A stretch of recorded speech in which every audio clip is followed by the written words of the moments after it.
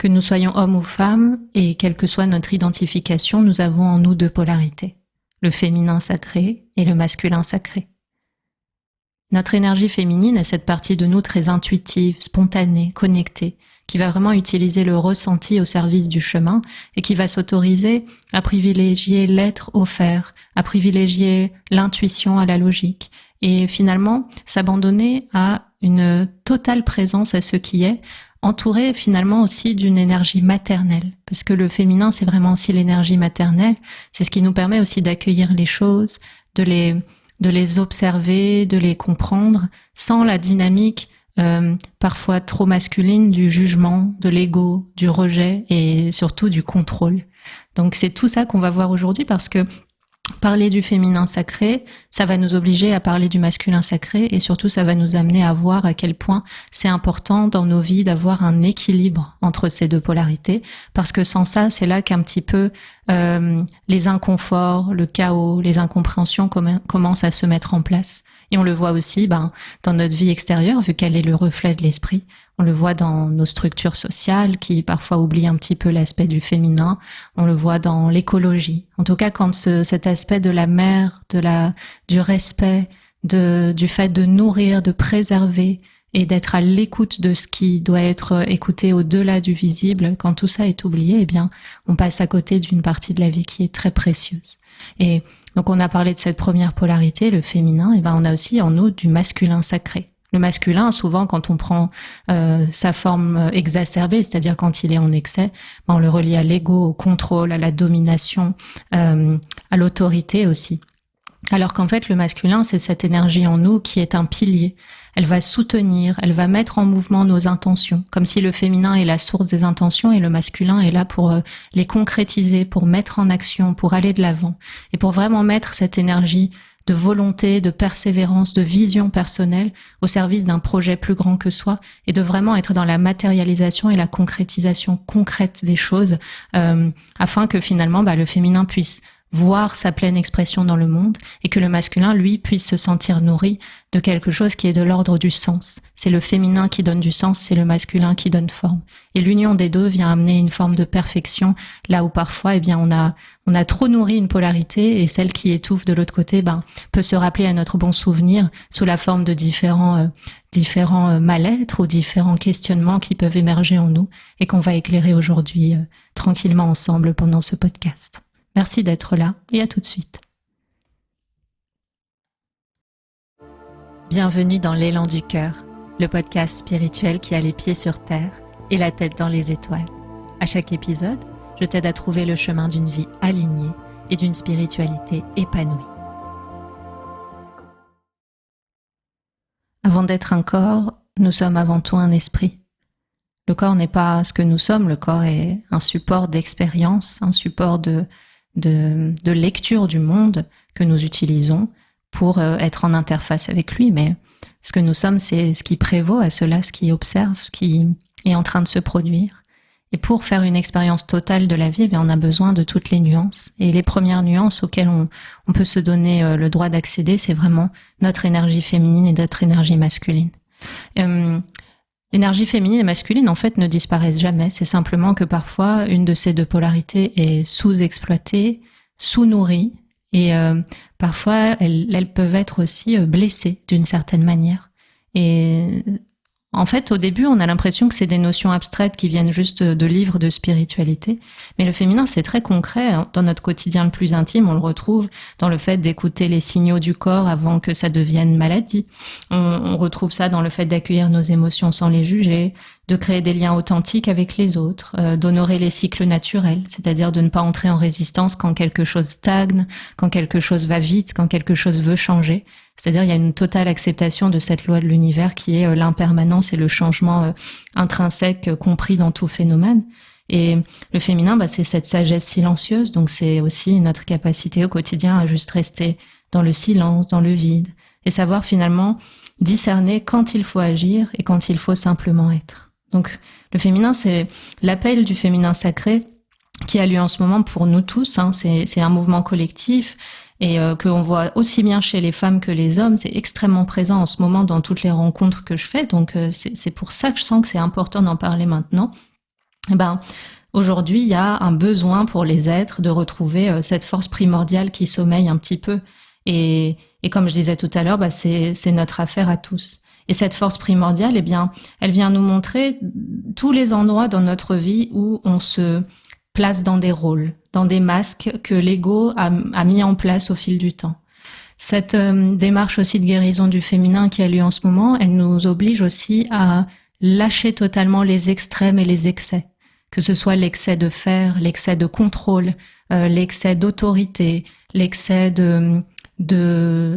d'envie de sauver, de positionnement en victime, de positionnement en bourreau, cette envie de toujours tenir à bout de bras les choses en croyant pouvoir orienter leur course. Il y a vraiment en fait une douceur qui s'installe à l'intérieur des êtres.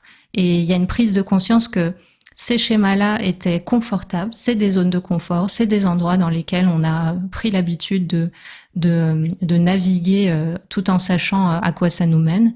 Et là, tout d'un coup, il y a comme l'être profond, l'esprit, la conscience qui devient plus forte et on se rend compte que ces mécanismes-là, en fait, sont des déséquilibres et viennent amener un mal-être et viennent pousser les êtres à chercher le bonheur là où il n'est pas. Et c'est tout ça, en ce moment, qui est en train de lâcher parce que trouver le féminin sacré, c'est un chemin d'éveil, c'est un chemin de reconnexion à soi.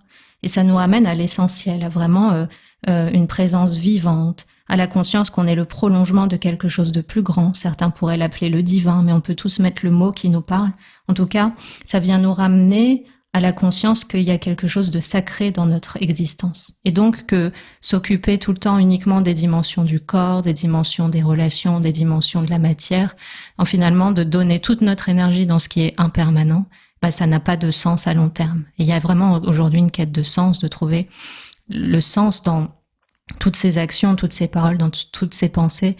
Il y a vraiment le besoin de trouver un bonheur qui vient de soi à soi, de trouver une ressource d'amour, une ressource de validation, une ressource de sécurité qui vient de l'intérieur et qu'on arrête finalement de tout le temps aller chercher dans le monde, de tout le temps demander aux autres comme si on était des réceptacles vides qui viennent prendre les miettes que la vie veut bien nous donner. C'est aussi ça finalement d'amener le masculin à revenir à sa juste place et de redonner de l'air au féminin pour qu'il puisse aussi s'épanouir de son côté, mais aussi en complémentarité avec le masculin. Parce que effectivement, l'énergie féminine, elle équilibre l'énergie masculine. Elle va apporter la nourriture, la douceur, la clairvoyance, la sagesse, l'amour, que le masculin, lui, va employer pour les mettre en place dans le mouvement, la rationalité, la concrétisation. Le masculin va protéger, va structurer, va permettre de mettre en matière ce que l'énergie féminine, par sa souveraineté, aura besoin d'exprimer dans sa vie. Dans cette vie, en tout cas, ou dans cette incarnation. Et donc, ces deux polarités, elles ont besoin d'être équilibrées. On a besoin de nourrir les deux. Dans nos vies, on a besoin de silence et de mouvement. On a besoin d'être en relation et d'être seul. On a besoin de faire des choses, mais aussi de laisser le temps à un vide total, à se sentir inutile et à être totalement en phase avec ça. On a besoin de laisser le corps se ressourcer, puis de mettre le corps à contribution des choses qui ont du sens. On a besoin de laisser décanter les choses pour laisser l'intuition du féminin nous éclairer et ensuite seulement venir agir avec l'énergie du masculin. Donc on a besoin de tout. Il n'y a rien à exclure, mais surtout on a besoin qu'il y ait un petit peu de tout et que les deux aspects, les deux polarités à chaque fois soient bien prises en compte et surtout écoutées. Et c'est vrai que l'écoute, c'est vraiment une des notions principales en lien avec le féminin sacré parce que sans écoute, on peut pas être en lien avec finalement l'intuition, la dimension du silence, la création qui est aussi une manière de canaliser l'inspiration divine. Vraiment en fait, cette force primordiale, c'est une intelligence vivante qui nous permet de recevoir, d'enfanter à l'intérieur de nous les idées, les directions, les vérités, de trouver du discernement là où la raison et la logique du masculin ne nous permettent pas d'éclairer les choses. C'est de là que naît la transformation. Donc, l'énergie féminine, elle nous met vraiment en lien avec notre sagesse intuitive, le corps, la parole, l'esprit. Qu'est-ce que ça dit à tous ces endroits-là? Même au-delà de la logique, même au-delà de ce que je connais déjà, même au-delà de ce qui est conscient. Qu'est-ce qu'il y a dans cet aspect inconscient? Inconscient qu'on trouve dans la lune, dans l'énergie de la lune qui est associée au féminin. Et puis le féminin, c'est aussi se mettre en lien, donc écouter à nouveau ce mot-là, nos cycles naturels, c'est la création vivante, le mouvement. Ça peut passer notamment par l'art et toutes les formes artistiques qui notamment viennent faire intervenir le corps, la danse, les aspects sensuels, se sentir inspiré.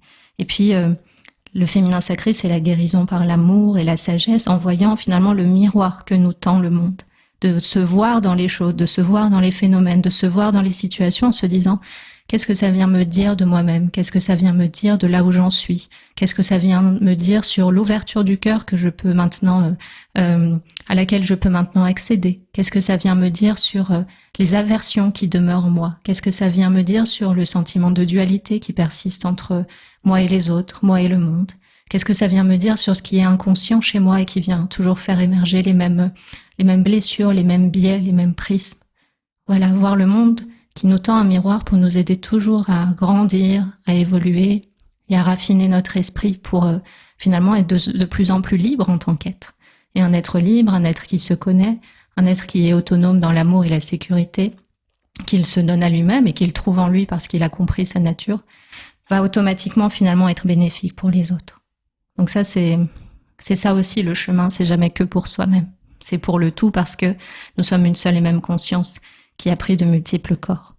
Et puis, dans ce féminin sacré, il y a aussi la dimension du lâcher-prise. Comme on le disait tout à l'heure, c'est un peu l'image de la rivière. C'est vraiment la libre acceptation de ce qui est, avec vraiment de la douceur, de l'indulgence, du cœur. Voir peut-être, oui, c'est inconfortable, oui, c'est douloureux, mais qu'est-ce qu'il y a là qui se produit? Quelque chose qui m'échappe totalement. Et c'est totalement aussi dans l'ordre des choses. Et c'est à moi de voir si j'en fais une souffrance, c'est-à-dire comment je me l'accapare mentalement, comment je décide d'y réagir. C'est ça qui va finalement soit me préserver ou me faire tomber totalement dans un scénario, une histoire, une accroche émotionnelle que je vais moi-même créer et qui va faire que je suis mentalement esclave de ce qui est en train de se produire. Ça, c'est la capacité du féminin de nous amener ce discernement-là. Donc quand il est nourri, il nous permet aussi de mieux faire face à ce qui se présente pour nous. Et puis, pour finir, le féminin sacré, c'est le non-faire aussi. L'écoute avant l'action, la reliance avant la direction. Et puis c'est l'intention avant le but. Pourquoi je fais les choses? Quel sens ça a? Qu'est-ce que j'essaye de faire là? Est-ce que c'est guidé par l'ego ou par le cœur? Et la question centrale, que ferait l'amour à ma place? Ça peut des fois aider à prendre les bonnes décisions au bon moment. Et puis, l'autre aspect sacré qu'il y a dans le féminin, c'est le don autant que le recevoir. Je donne, je reçois, parce que je suis l'amour, je donne l'amour que je reçois et je reçois l'amour que je donne.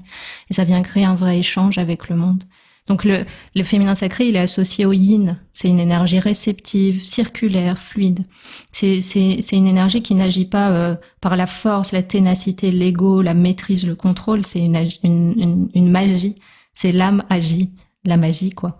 Donc c'est la magie propre à l'être qui se sent connecté, qui sait que c'est savoir qu'on est avant tout cette conscience aimante, cette conscience sage qui est vraiment là pour agir par amour. J'aime parce que je suis amour. Je fais les choses parce qu'elles ont du sens. Je suis à l'écoute parce que c'est par l'écoute et au-delà du mental et dans le silence au-delà du mental que je trouve les véritables réponses qui ne sont pas inventées ou construites par mes expériences précédentes, mais qui sont réellement la guidance intérieure dont j'ai besoin pour que la suite du chemin soit juste et sonne juste et résonne juste, et que dans le corps, ça puisse être ressenti comme tel également. Donc tout ça, c'est le féminin sacré. Et tout à l'heure, on va voir tous les signes à travers lesquels on peut voir que le féminin est soit blessé, soit a pu être oublié sur le chemin, c'est-à-dire que pris dans les mouvements de la vie qui peuvent parfois nous appeler à être un peu robotiques, un petit peu uniquement dans la réalisation, le faire, trouver de la reconnaissance parce qu'il y a eu de l'effort, mériter ce qu'on reçoit parce qu'on a souffert, se reposer parce qu'on a été fatigué, qui est toujours une relation transactionnelle avec le monde. Ça, c'est un signe que le masculin a pris tout l'espace. Et le masculin sacré, tout à l'heure, on l'a vu, c'est le pilier, ça soutient, ça donne la direction, ça matérialise. Et en fait, quand le masculin est déséquilibré, il devient amnésique de sa polarité féminine. Il va apprendre sans donner, il va soumettre sans respecter, il va agir sans attention.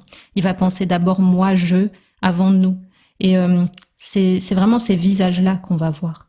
Et le masculin sacré, en fait, dans son essence, c'est un pouvoir bien plus profond que ça, de juste prendre, de juste abîmer, de juste soumettre, de vouloir dominer. Ça, c'est l'ego, en fait, qui s'est approprié cette énergie active dans le monde.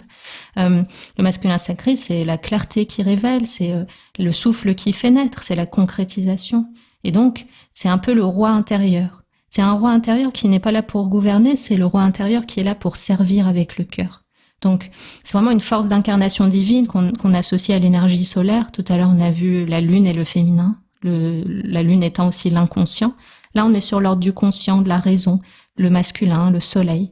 Et ici, le masculin sacré, c'est vraiment une fondation dans laquelle on peut s'ancrer, qui va nous donner aussi la direction juste, par le discernement, par la raison, par le fait d'aligner les solutions, d'aligner les bonnes actions avec les informations qui viennent du féminin, qui viennent de l'âme, qui viennent de l'instinct, qui viennent de quelque chose qui vient du ventre. Et le masculin, c'est aussi la protection sacrée. Il va tenir l'espace, il va poser des limites saines, il va offrir de la stabilité pour que l'intention du cœur puisse pleinement en fait se déployer. Donc ça, c'est extrêmement important. Et le masculin sacré, c'est aussi la présence incarnée. C'est s'engager, c'est avoir une protection active, protéger la vie, préserver, agir avec compassion.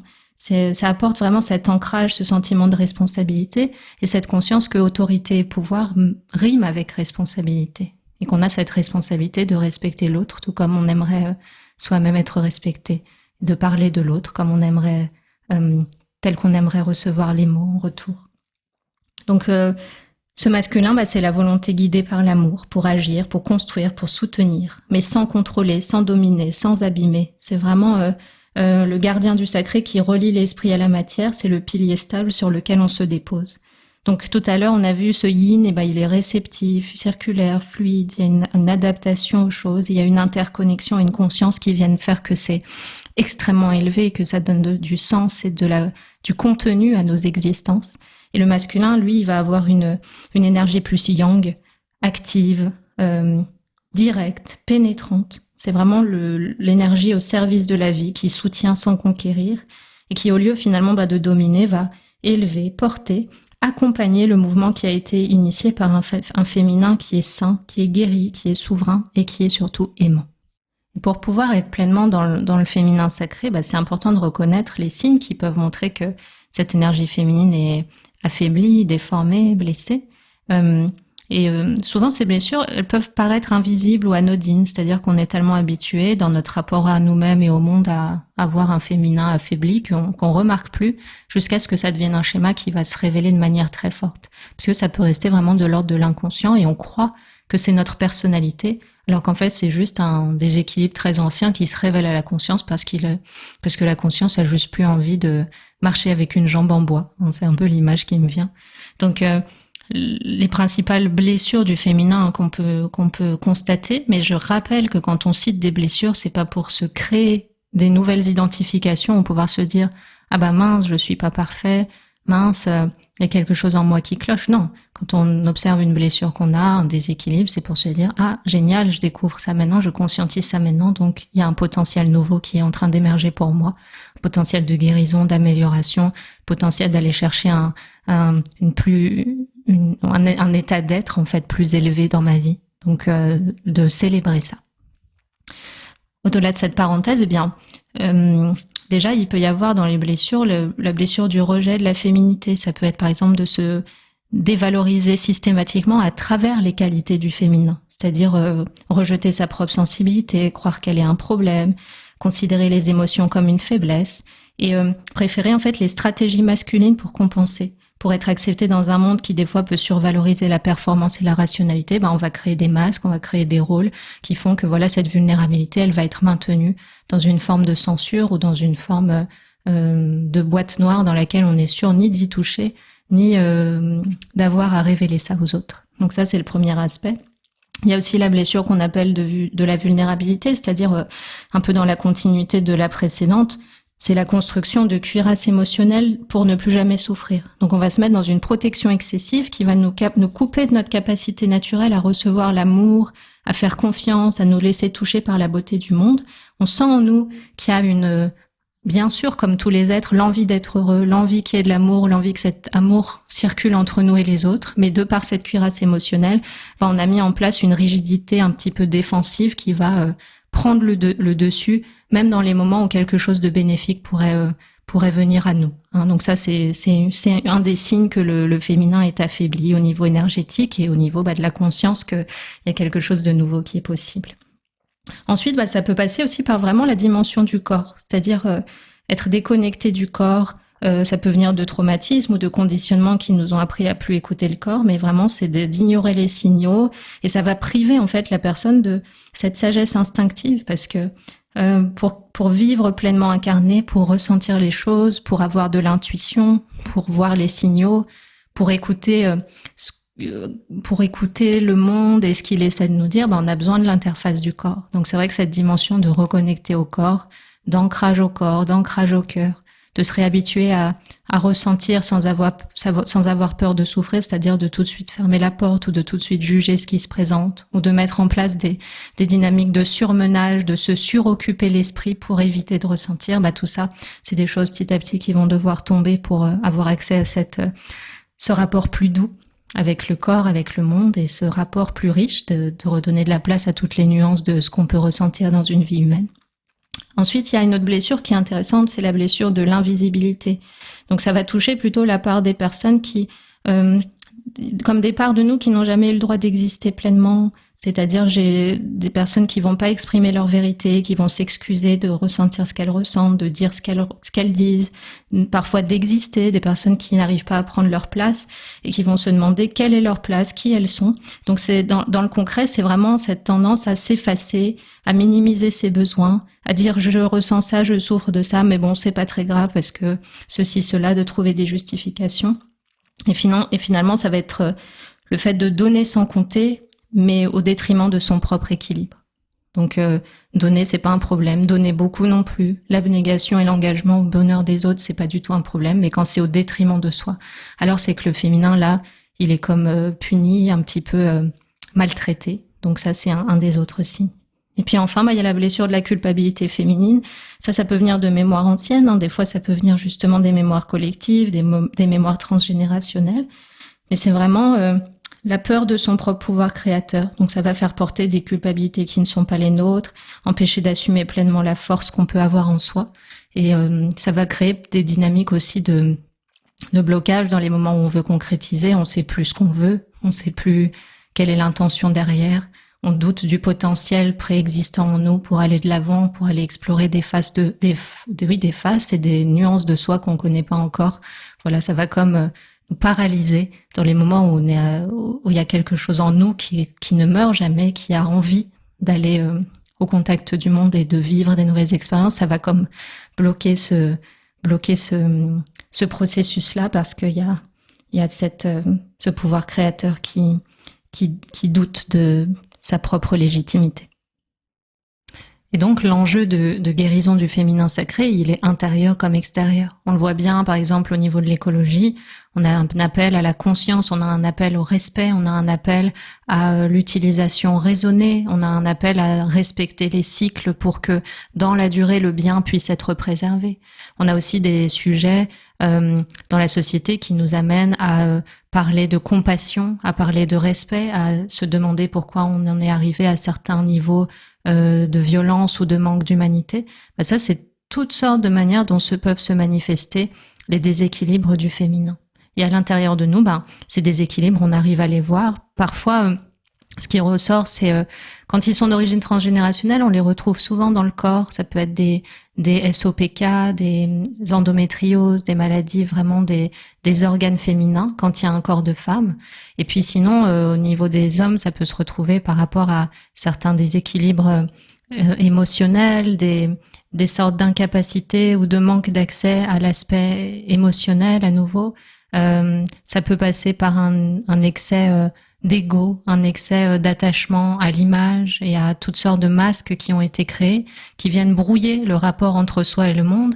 Et de manière extrême, après de nombreuses années ou parfois toute une vie, on a carrément brouillé le rapport à soi-même. Un peu ce sentiment que on sait plus qui on est vraiment au-delà de ce qu'on s'oblige à faire. On sait plus de ce qu'on contient vraiment au-delà de toute l'énergie qu'on a investie dans les autres pour se sentir un petit peu aimé ou capter certaines miettes de l'amour qu'on a oublié qu'on était. Donc il y a tout un rapport au monde et à soi qui a besoin de se remettre à zéro pour que le féminin sacré puisse retrouver sa place, puisse retrouver ses lettres de noblesse. Donc c'est un travail qui peut se faire vraiment uniquement dans une compassion envers soi, après une certaine forme de réflexion, d'être posé en soi et d'avoir juste fait un bilan qui n'est pas là pour se blâmer soi-même à nouveau de ne pas être assez, mais un bilan pour se dire, oui, en fait, j'ai besoin d'accéder à la demande qui est présente à l'intérieur de moi. Et la demande qui est présente à l'intérieur de moi, c'est que j'ai besoin de plus de douceur,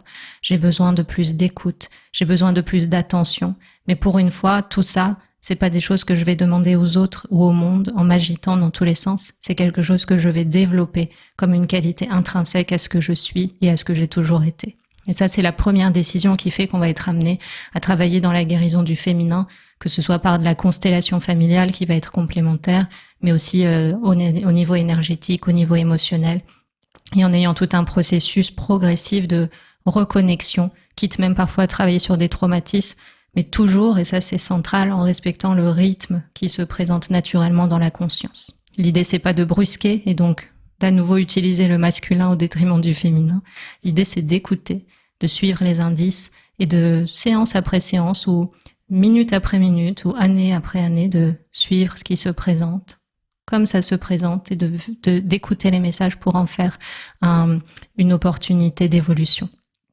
Et donc ici, ce chemin de guérison qui se propose, il va nous donner une opportunité hyper positive et douce de reconnaître des blessures sans jugement, d'accueillir ce qu'on est avec tendresse, comme on aurait une tendresse pour un enfant. Vraiment, moi, l'image qui me vient quand on rééquilibre nos deux polarités, c'est je deviens ma propre mère et donc ma propre source d'amour et de reconnaissance. Je me vois à nouveau, je m'écoute, je me considère. Et donc, ça me permet aussi d'offrir ça aux autres. Et je deviens aussi mon propre père, ma propre source de stabilité, de sécurité, de protection. Et j'ai confiance en ce que je suis et j'ai confiance en mes ressources intérieures pour garder les pieds solidement ancrés dans la vie et avancer sans forcément connaître la destination. Donc, il y a vraiment cette polarité qui s'intériorise. C'est plus la mère extérieure, le père extérieur, c'est cette parentalité. Elle devient de soi à soi-même. Et dans le cadre du féminin, c'est une maternité de soi à soi-même aussi qui peut s'intégrer. Donc voilà, il y a la reconnaissance des choses sans juger.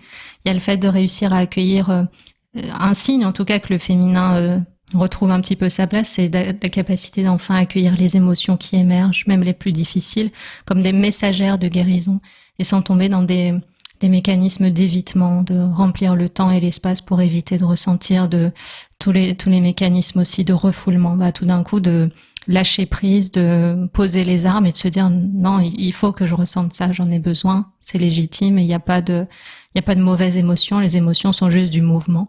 Et tant que je retiens ce mouvement, je me fais mal à moi-même et j'ai plus envie de le faire.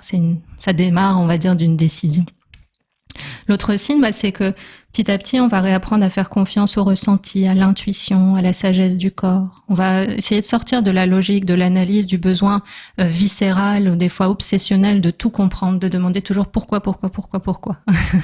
Mais plutôt de se dire, ok, comment je peux utiliser ça pour intérieurement enrichir mon expérience de la vie, comment je peux devenir plus libre de moi-même, comment je peux accepter de changer, de voir les gens qui me connaissent me regarder changer. Il y a toutes ces questions qui peuvent émerger.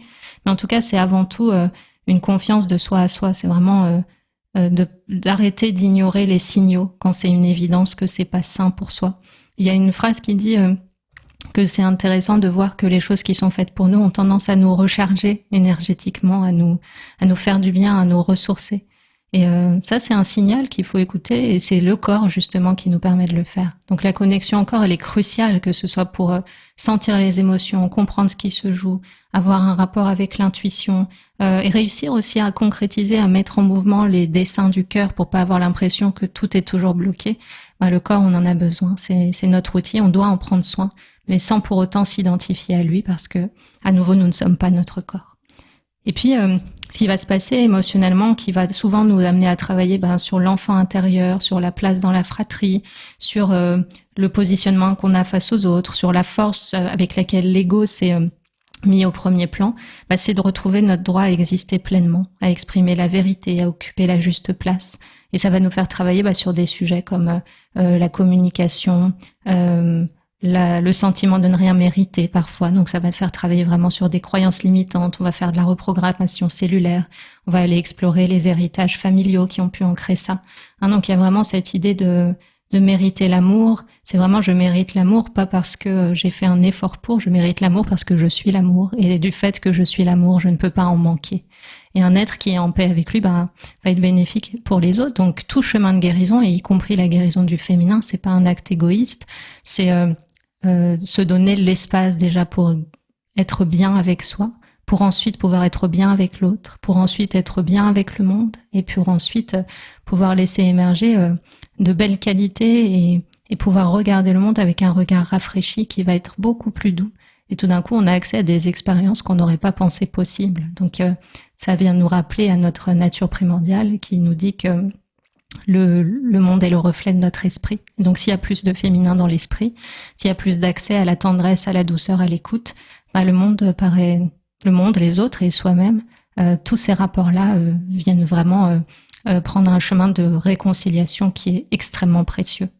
Donc, globalement, résoudre le féminin, c'est transformer la culpabilité en responsabilité aimante envers nous-mêmes, envers la vie, de réussir à recréer une relation douce, à l'écoute, diplomate, consciente, aimante et tendre avec les choses, avec les instants, avec ce qui est ressenti. C'est de cesser d'être dans la résistance, le rejet, cesser de croire que ce qu'on ressent est un problème, que c'est dangereux, que c'est une anomalie. Ressentir n'est pas une anomalie, ressentir, c'est être en vie. Et par contre, être enfermé dans ce qu'on ressent en se disant que c'est très solide et que ça veut dire quelque chose de nous et que c'est permanent et que c'est dangereux, ça c'est des vues de l'esprit. Mais ressentir pour ressentir comme un nuage traverserait le ciel, c'est pas un problème parce que le ciel n'est pas abîmé et nous sommes le ciel. Et donc, quand le féminin sacré trouve son équilibre, il y a des signes concrets qui émergent. Déjà, on va prendre l'espace de la relation avec nous-mêmes. Ce qui va révéler un féminin sacré équilibré, c'est la capacité à avoir une bienveillance naturelle envers soi-même. C'est pas une naïveté dans laquelle on va valider tout ce qu'on fait, tout ce qu'on dit et tout ce qu'on pense. Je pense qu'on a tous le discernement pour savoir quand c'est pas compatissant et quand c'est pas bien intentionné. Ça, c'est aussi le pouvoir du féminin et du masculin. Le féminin intuitif et le masculin qui ramène de la raison dans les choses. Et l'autre signe, c'est qu'on va réussir avec nous-mêmes à développer une capacité à se parler avec douceur, à respecter nos limites sans culpabilité, et sans que ça soit dans la confrontation avec l'autre, dans l'autorité, c'est-à-dire il faut que j'impose mes limites et si on m'entend pas, il y a conflit. Ça, c'est à nouveau le masculin qui s'agite. Donc c'est important d'avoir cette distinction. Globalement, dans la relation à soi-même, c'est d'arriver à honorer nos besoins sans avoir à les justifier, sans se poser la question de si c'est légitime. C'est un amour aussi simple que celui-là. Donc c'est vraiment ce cap où dans la relation de soi à soi-même, l'autocritique destructrice laisse place à une sorte d'auto-observation aimante. C'est-à-dire il y a toujours un potentiel d'amélioration en moi. Ça ne veut pas dire que ce que je suis est incomplet. C'est juste comme l'univers s'agrandit à chaque instant, mon cœur s'agrandit à chaque instant, ma conscience aussi, et les déséquilibres qui peuvent résider en moi se révèlent parce que il y a en moi naturellement une nature harmonieuse qui a besoin de pleinement s'exprimer. Donc il y a ça de soi à soi-même, et il y a aussi, pour y revenir, la relation au corps qui devient plus fluide, plus respectueuse, c'est-à-dire on va respecter les signaux, on va les écouter, on va honorer les rythmes.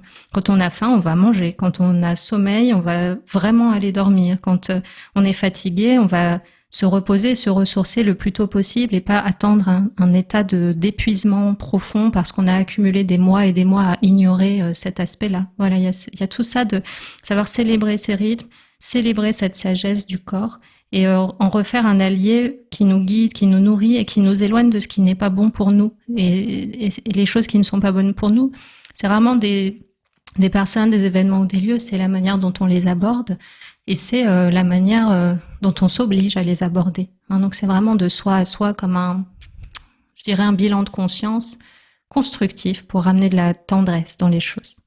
Et puis de soi à soi-même aussi, on va retrouver quand le féminin s'équilibre, une intuition qui prend plus de place, il y a des décisions qui se prennent avec plus de fluidité parce qu'elles sont guidées par une connaissance profonde, un ressenti profond de ce qui est juste ou de ce qui n'est pas juste, sans forcément faire appel à la logique. Il y a vraiment cet élan subtil qui va orienter le chemin d'âme, c'est vraiment écoute ton âme, elle connaît le chemin et on va redonner du crédit et sa place originelle à cette part de nous qui nous guide, qui n'est pas issue des expériences, des conditionnements, de l'émotionnel, de la réaction, mais vraiment d'une sagesse qui va nourrir l'action juste. Et ça, c'est vraiment un signe très positif.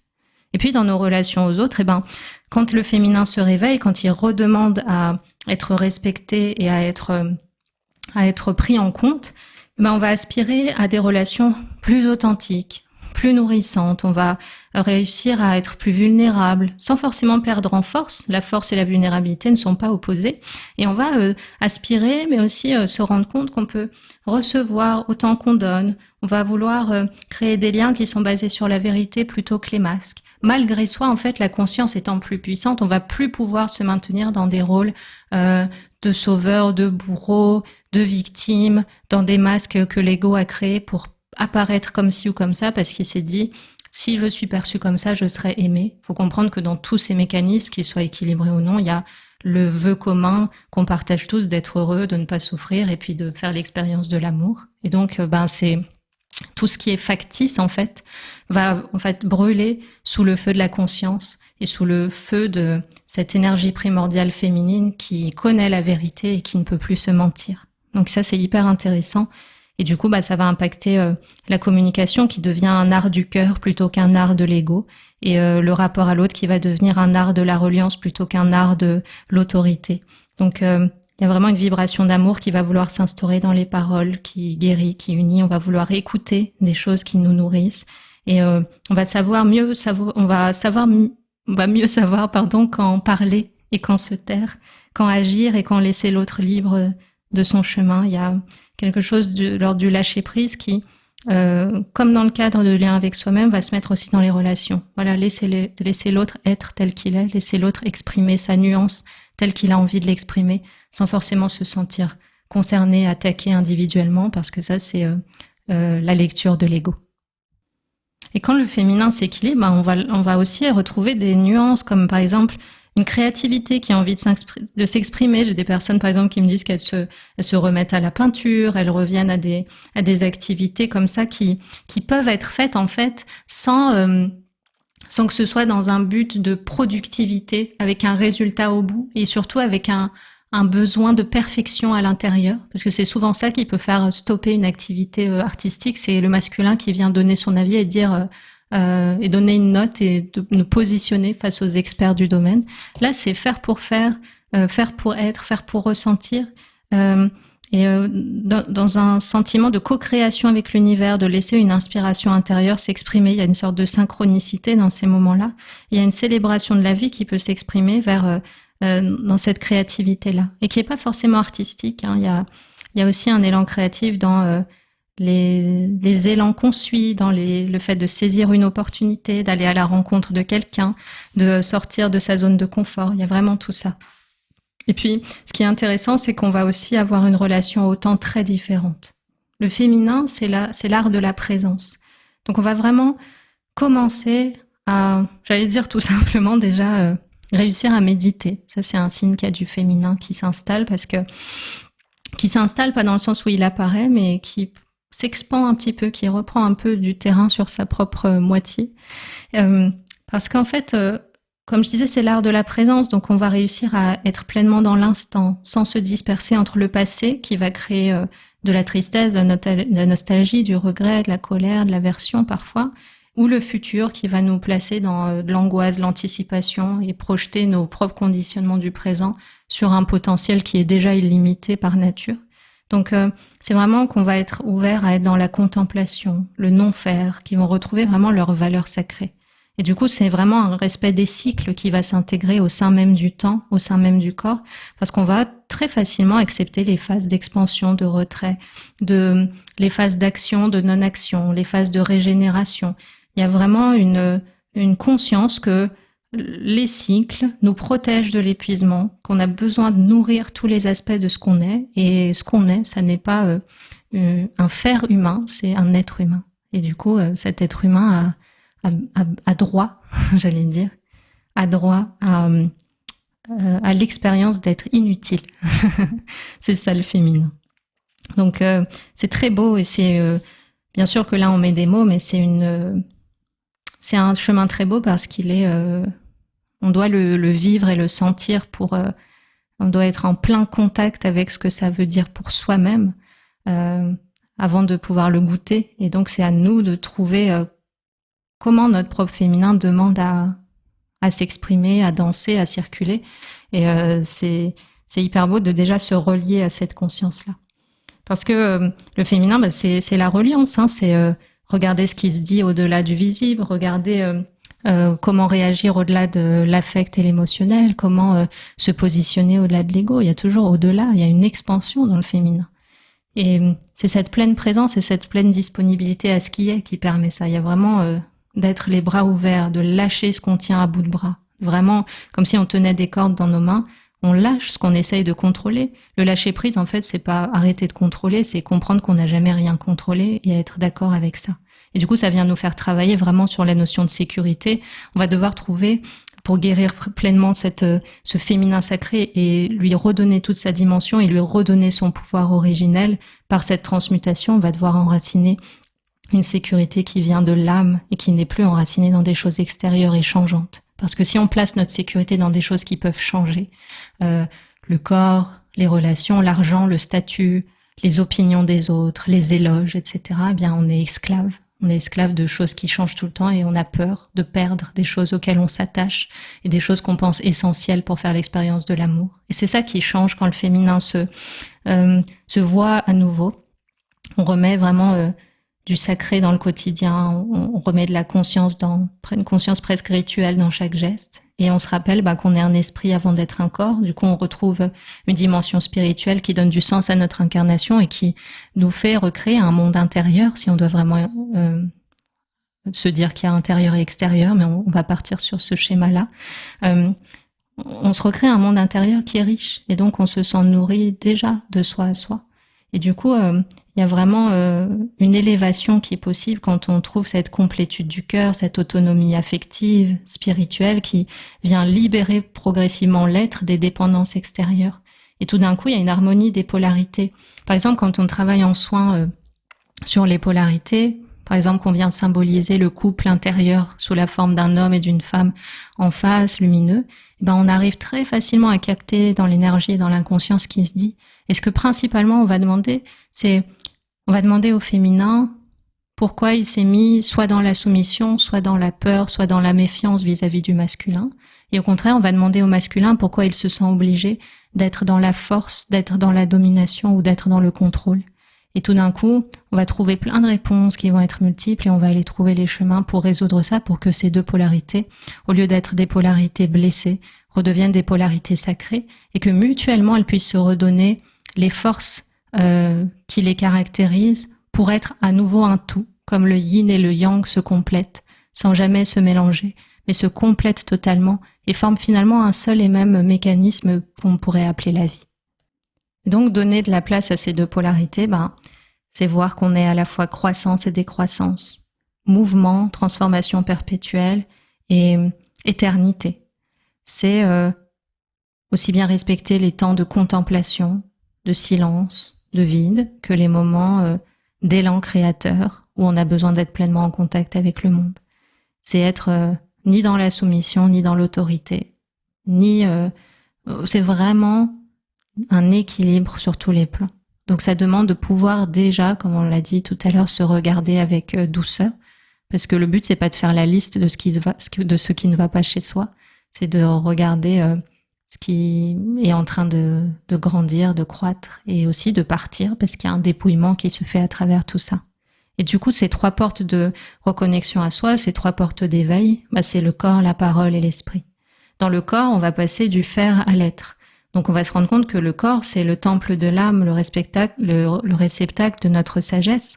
Et donc on va retrouver une relation sacrée avec ce corps, par l'écoute, comme on l'a dit, une écoute qui est comme lire un oracle. Et on va pouvoir vivre les sensations, les élans, comme une lecture de nos besoins profonds, de vérités cachées. Et aussi, on va pouvoir laisser les sensations vivre sans forcément toutes les comprendre et les analyser. C'est aussi ça, le féminin, c'est la rivière qui s'écoule sans forcément tout attraper. Donc il y a cette capacité à honorer les rythmes naturels. On respecte les temps de repos autant que les temps d'action. Et les deux sont guidés par une intention claire. On habite les moments, qu'ils soient actifs ou inactifs. Et cette écoute attentive, elle vient faire naître beaucoup plus d'équilibre, de vitalité. On pratique l'être. On pratique le faire très facilement parce qu'on connaît bien, mais l'être, c'est comme une énigme et on a besoin de mettre les pieds dedans pour s'approprier ce que ça veut dire être pour soi-même. Et tout d'un coup, ça donne un espace beaucoup plus calme pour le système nerveux, la régénération, les douleurs tout d'un coup qui s'apaisent, des choses qui viennent se poser dans le corps. Il y a cette pure présence, elle vient donner aussi des guérisons concrètes, même de maladies parfois. Donc c'est une disponibilité sensorielle qui va se produire et un ralentissement aussi, un vrai ralentissement du rythme qu'on peut s'imposer quand on s'oblige à être une machine. Et au niveau de la parole, la deuxième porte, on va passer de la dualité à la parole sacrée. On va comme prendre conscience que la parole a le pouvoir de créer ou de détruire, de guérir ou de blesser. Et on va même, dans l'idéal, se rendre compte que les paroles et les mots qu'on utilise de soi à soi-même, même inconsciemment, viennent nourrir une image de soi qui nous emmène dans le mur. Vraiment, si on est sincère dans les mots. Donc, le féminin sacré, lorsqu'il redevient sacré, nous apprend à parler depuis l'espace du cœur et à faire en sorte que les mots soient des ponts et non des murs, que ça soit pas là pour séparer, détruire, rabaisser, mais que ça vienne nourrir, mettre en perspective, nuancer les choses. Vraiment une parole authentique qui vient d'un silence intérieur, qui est habité par l'amour et qui va tout faire pour préserver de la souffrance. Donc c'est vraiment la compassion mise en mouvement dans le son, c'est la compassion mise en mouvement dans la manière dont on se communique soi-même avec le monde. Donc il y a vraiment cette nécessité d'apprendre à parler avec le cœur, oser la vulnérabilité, qu'on soit homme, qu'on soit femme ou quelle que soit notre identification. Et c'est vraiment être capable de montrer notre humanité, sans masque, sans artifice. Donc parfois le silence est plus éloquent que les mots et on est ok avec ça. Et cette présence pure, elle peut communiquer beaucoup plus que les mots, qui viennent des fois limiter. Mais les mots, c'est aussi ce qui nous met en vibration, c'est aussi ce qui nous permet d'entrer en lien et des fois même de se parler à soi-même, d'écrire ce qui est ressenti. Ça met des mots, ça crée une connexion, une compréhension juste, avec simplicité, avec authenticité, et ça laisse exister la richesse intérieure qui est peut-être dormante. Donc cette dimension de la parole et de l'écoute, elle est vraiment primordiale. Et puis la troisième porte, qui est peut-être la porte reine ou la porte d'entrée, c'est l'esprit. Et là, il va s'agir de rendre le pouvoir au cœur. C'est-à-dire se rendre compte de tous les espaces dans la vie où on a donné le pouvoir uniquement à l'intellect, à l'ego, à la performance, à l'image, à l'attente, au vide, à l'impression de manquer de quelque chose ou d'être insuffisant. Tout d'un coup, ce mental, il va être remis à la place de serviteur. Le mental n'est pas notre maître, le mental est notre serviteur et on va lui redonner sa juste place. Parce que le mental, il est formidable pour nous aider à survivre et nous adapter, mais dans une certaine mesure. Lorsque ça devient notre premier mode de fonctionnement, c'est que quelque chose n'est pas équilibré. Et du coup, le féminin sacré, il va nous apporter la capacité à se rendre compte que le pouvoir doit être rendu au cœur. C'est le cœur qui nous apporte l'intelligence supérieure, qui nous place sur notre chemin d'âme, qui nous permet de distinguer ce qui nourrit de ce qui épuise et qui nous permet d'être au service du bien dans le corps, la parole et l'esprit, plutôt qu'au service des choses qui vont détruire, amoindrir et diviser. Donc c'est extrêmement important. L'esprit, c'est celui qui contient notre vision sacrée, nos intentions. Et l'idée, c'est de toujours se dire pourquoi je fais ça. C'est-à-dire dans quel but. C'est pourquoi en 2 mots en fait. Pourquoi, dans quel but, au service de quoi, pour nourrir quel aspect, dans quelle intention, pour sentir si ça vient du cœur et pour sentir si ça va être bénéfique sur le long terme. Donc c'est ce moment dans l'esprit où l'intuition devient la vraie boussole intérieure. On redonne les commandes du navire à notre être supérieur, qui est déjà par nature aimant, compatissant, omniscient, libre du temps et de l'espace, et qui va guider la manière dont on habite notre existence humaine. Et c'est un moment très important dans la vie d'un être humain de se rendre compte qu'on est avant tout cette nature-là, sacrée, dont le pouvoir est largement sous-exploité. Et à plusieurs moments, en parlant aujourd'hui du féminin sacré, j'ai parlé de guérison collective, de guérir pour soi et pour l'autre. Et en fait, quand le féminin guérit, notre monde guérit. Il y a vraiment un lien indissociable qu'il faut comprendre entre une guérison personnelle et une guérison collective. Par exemple, quand une femme se défait de certains carcans dans sa lignée transgénérationnelle en constellation, c'est un peu chaque femme de ce monde qui se défait du micro-pourcentage de prise de conscience qu'elle a eue. Donc, en fait, à chaque fois qu'une personne dans ce monde réharmonise ses polarités intérieures, elle contribue à l'élévation de la conscience planétaire. Parce que toute forme d'amour, toute forme de liberté, toute forme de guérison vient d'une montée en conscience et vient d'une élévation du taux vibratoire et vient donc d'une augmentation de la présence de l'amour, l'amour étant la polarité, la vibration la plus élevée qui soit. Donc quand le féminin retrouve sa juste place en nous, c'est toute la société, tout le monde, tout le tissu de conscience en entier qui vient un petit peu respirer, un peu mieux avec nous. Donc c'est intéressant la capacité du féminin, c'est ce discernement et cette tendresse dont je parlais tout à l'heure, c'est-à-dire c'est important de voir qu'il y a des espaces et des systèmes dans lesquels les valeurs masculines sont mises en avant. Compétition plutôt que coopération, exploitation plutôt que préservation, vitesse plutôt que contemplation, rationalité plutôt qu'intuition. Ça existe. C'est pas nos ennemis, c'est pas nécessaire de se dire tout va mal, etc. Parce que là aussi on vient créer le monde en verbalisant des choses comme ça sur le monde. Le monde est perfection, le monde est amour, et le monde est aussi le reflet de là où nous en sommes intérieurement, collectivement. Et c'est important d'avoir cette douceur. Mais le retour du féminin sacré, c'est aussi de se dire, c'est pas parce que je n'arrive pas pleinement à me reconnaître dans des espaces où le masculin est exacerbé que je dois me remettre en question. C'est se dire, je vais donner une place à l'énergie féminine en moi de manière encore plus manifeste pour que puissent se manifester à mon esprit des espaces plus respectueux du masculin et du féminin. Mais ça commence par le fait de déjà moi, à l'intérieur de moi-même, respecter qu'il existe ces 2 aspects et que les 2 doivent être nourris et que les 2 doivent être aux commandes de mon existence. Donc quand on honore ce féminin en nous, on contribue vraiment à créer un monde où il y a un peu plus de sensibilité, il y a un peu plus d'intuition, il y a un peu plus de compassion. Et ça, c'est à nous de vraiment choisir de manière consciente de le mettre en œuvre dans notre quotidien. C'est pas simplement, c'est un peu comme en méditation, on dit la pratique commence à l'extérieur du coussin. Ok, on a médité, on s'est calmé, on a ouvert le cœur, on a médité sur l'impermanence, etc.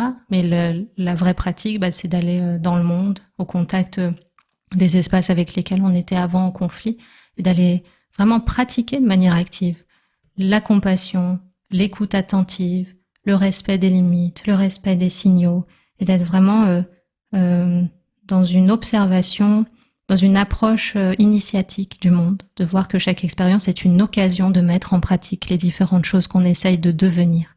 Parce qu'on peut transmettre aux autres que ce qu'on est, parce qu'on a appris, parce qu'on a lu, ce qu'on est. Et cette transformation, elle commence par nous dans l'intimité de notre cœur, dans le silence de nos méditations, dans la douceur des gestes qu'on pose au quotidien. Et c'est ensuite, progressivement, de par la transformation profonde de l'être, la transformation profonde de l'esprit, qu'on vient propager ça sous la forme de cercles concentriques, que ça va toucher les proches, ça va toucher la communauté, ça va participer à une dynamique globale parce que nous sommes un monde d'énergie.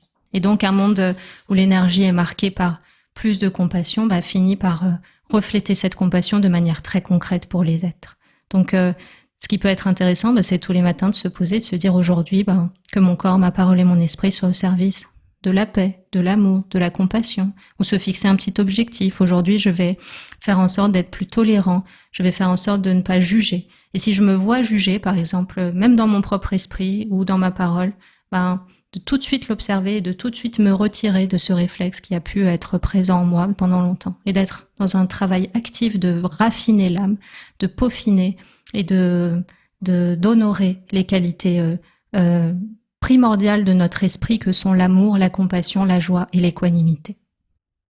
Et le dernier point qui me semble important d'aborder ici, qui est commun en fait, qui ressort dans tous les soins et toutes les discussions qu'on a ensemble en ce moment sur justement la guérison de ce féminin, la prise de conscience des aspects du féminin qui n'ont pas été écoutés jusqu'à aujourd'hui, c'est l'amour de soi. L'amour de soi, c'est une clé de voûte importante, et au cœur de cette reconnexion avec le féminin sacré, c'est vraiment un pilier fondamental. Et on parle pas ici de cet amour narcissique, vous voyez, qui nous coupe des autres, qui fait qu'on se croit au-dessus. À nouveau, là, c'est le féminin réapproprié par l'ego parce que le masculin veut en faire aussi son propre cheval de bataille. L'amour de soi, c'est pas un amour narcissique, c'est une bienveillance profonde envers notre être, avec la conscience qu'on fait partie d'une totalité et qu'il y a des forces, des faiblesses, des vulnérabilités, des lumières, des ombres, et qu'on ait cette richesse-là. L'amour de soi, dans le cadre du féminin sacré, c'est un accueil inconditionnel, un amour inconditionnel, capacité à honorer les besoins sans culpabilité, à respecter les limites qu'on se pose. C'est vraiment un apprentissage de la douceur, la même douceur qu'on réserverait à notre ami le plus cher, à notre amour le plus cher.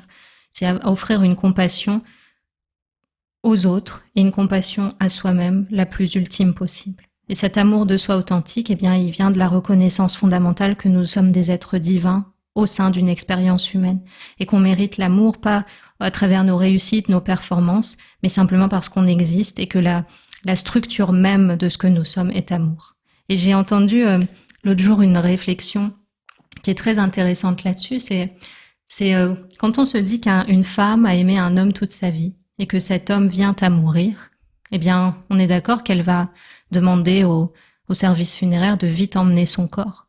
Et ça montre bien que ce qu'on aime chez un être, c'est pas son corps, c'est ce qui habitait ce corps, c'est ce que cette personne émanait, ce qu'elle pouvait nous faire ressentir, ce qu'elle disait, ce qui vibrait en elle, sa présence en fait. Parce que le corps, lui, va très vite décrépir et au lieu d'être un objet d'attachement, il va vite devenir un objet de dégoût une fois que la conscience a quitté le corps. Et ça, c'est pour se rappeler que on est avant tout cette nature sacrée qui prend corps pendant un temps bien précis. Et c'est parce que nous existons que l'amour peut s'exprimer. Et c'est pas une quête de miettes qu'on doit essayer de trouver dans le monde, d'essayer de demander aux autres s'ils veulent bien nous faire l'expérience de l'amour. L'amour, c'est un état d'être qu'on peut développer avec nous-mêmes et c'est un gain de temps très précieux que de commencer par l'intérieur.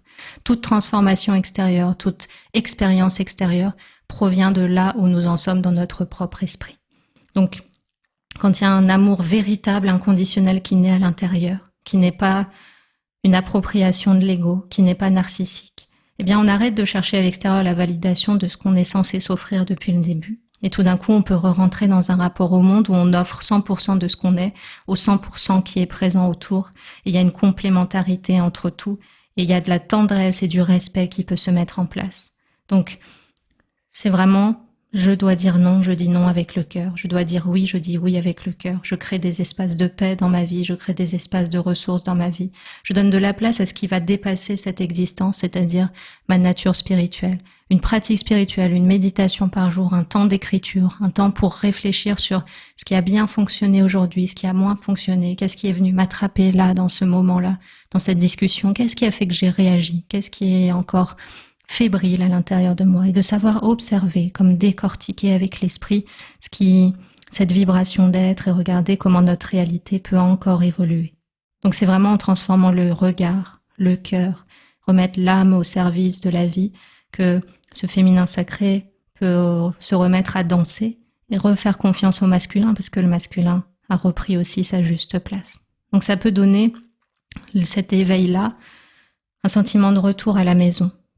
Vraiment un sentiment de retrouver cette part de nous qui a toujours su, qui a toujours été aimante et qui s'est toujours sentie aimée et qui a toujours été libre. C'est dans ce sens-là qu'il y a là une renaissance spirituelle parce que tout d'un coup, il y a cette conscience.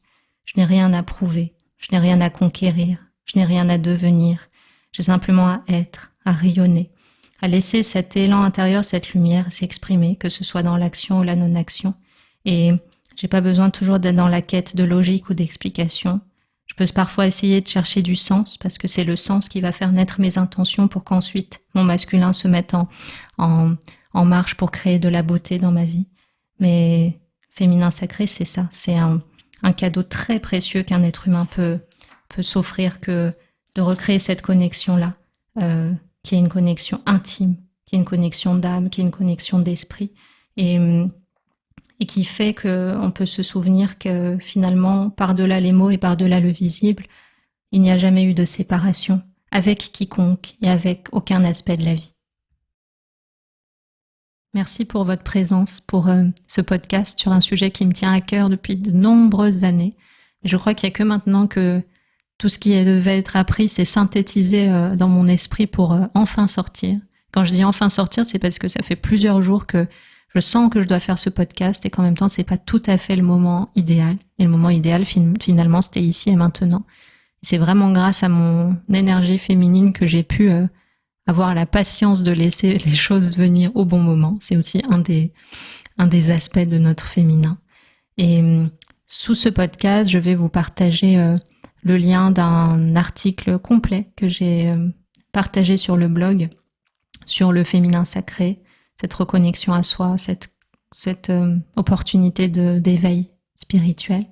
Et pour clore ce podcast, je vais également vous partager maintenant une prière de guérison du féminin sacré que vous pourrez également retrouver sous la forme d'un lien sous ce podcast. Et je nous invite, j'allais dire, à l'écouter ensemble et peut-être à la répéter autant de fois qu'on ressent que c'est nécessaire et à en faire ce qu'elle doit être pour nous. Donc n'hésitez pas à vous l'approprier comme vous aurez envie de le faire.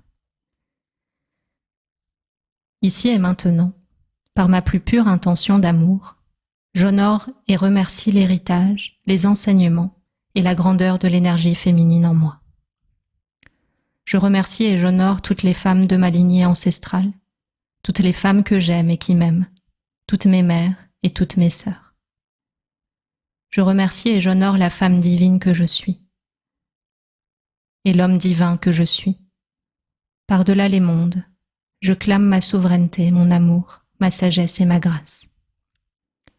J'accueille pleinement l'énergie arc-en-ciel de la Mère divine et la laisse circuler librement en moi. Que chaque part de mon être sur tous les plans puisse trouver la guérison, la paix et l'harmonie, pour mon bien et pour le bien de tous les êtres. Ici et maintenant, je m'ancre dans la divinité de mon corps de femme. Ici et maintenant, j'accueille mes émotions et mes ressentis avec amour. Ici et maintenant, je m'expande dans ma souveraineté de femme. Ici et maintenant, je laisse l'énergie d'amour de la Mère divine circuler en moi et autour de moi. Ici et maintenant, j'honore et je respecte chaque parole et laisse ma voix être entendue. Ici et maintenant, je m'ouvre à ma vision et laisse la magie de mes intentions créer le bien et l'harmonie en moi et autour de moi. Ici et maintenant, je m'ouvre à ma nature divine et reconnais la vérité de mon être. Par le pouvoir de ma présence unifiée, je commande au féminin en moi d'entrer en parfaite harmonie sur tous les plans avec ce qui est. Ici et maintenant, j'honore les 10 directions, les 5 éléments, l'univers, l'alpha et l'oméga, le yin et le yang, le cycle de la lune et le cycle du soleil. J'unifie en moi le ciel et la terre, l'eau et le feu, le néant et le tout, le créé et l'incréé, le corps et l'esprit, le haut et le bas, la terre et le ciel. Libre est le féminin en moi, souveraine est ma nature divine et aimante, sacrée est mon essence suprême. Que tout en moi soit au service du bien, de l'amour, de la compassion et de la sagesse, pour mon bien et pour le bien de tous les êtres. Ainsi soit-il. Merci, merci, merci.